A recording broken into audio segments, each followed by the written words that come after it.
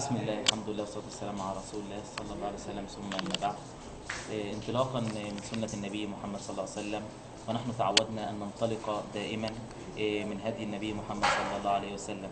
فكلنا يعلم أن النبي صلى الله عليه وسلم كان يصلي العيد في الخلاء. من عادة النبي صلى الله عليه وسلم ومن سنته أن كان دايما بيصلي العيد في الخلاء، وكان النساء يخرجون ليصلون العيد مع النبي صلى الله عليه وسلم.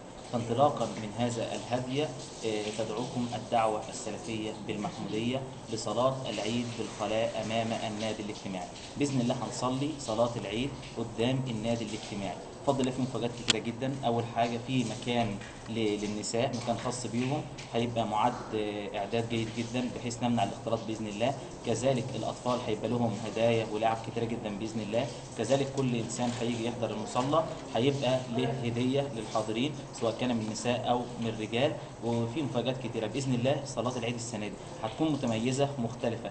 أول اختلاف فيها إنها أول مرة تتعمل قدام النادي الاجتماعي جنب مقر الحزب الوطني، فده فضل من ربنا إن يجعلنا يعني نعمل لصلاة العيد السنة دي في هذا المكان. فندعو الجميع أن يشارك معنا في هذه الصلاة. فبإذن الله هيلاقي صلاة مختلفة متنوعة متغيرة جديدة لها معنى خاص بإذن الله تبارك وتعالى، وسيشعر بالعيد من خلال هذه الصلاة. بفضل الله احنا بدأنا أصلا ترتيب لصلاة العيد بقالنا فترة كبيرة جدا في فريق عمل ولجنة قايمة على هذا الموضوع. عملنا بفضل الله مسابقة الأسرية، ودي الجائزة الأولى غسالة أوتوماتيك، والجائزة الثانية مروحة، والجائزة الثالثة مكوى، وبعد كده إطباق كاسات. وعندنا مسابقة للطلائع للابتدائي والإعدادي، ومسابقة للشباب، وده موضوع بحث عن مستقبل مصر بعد الثورة. وكان في بعض الإعلانات اللي عملناها بفضل الله وزعناها على كتير من الناس، وبفضل الله المسابقات دي لاقت قبول من الناس، وكتير جدا من الأسر وكتير جدا من الأطفال ومن الشباب شارك في هذه المسابقات. وهيكون التوزيع من خلال صلاة العيد بإذن الله.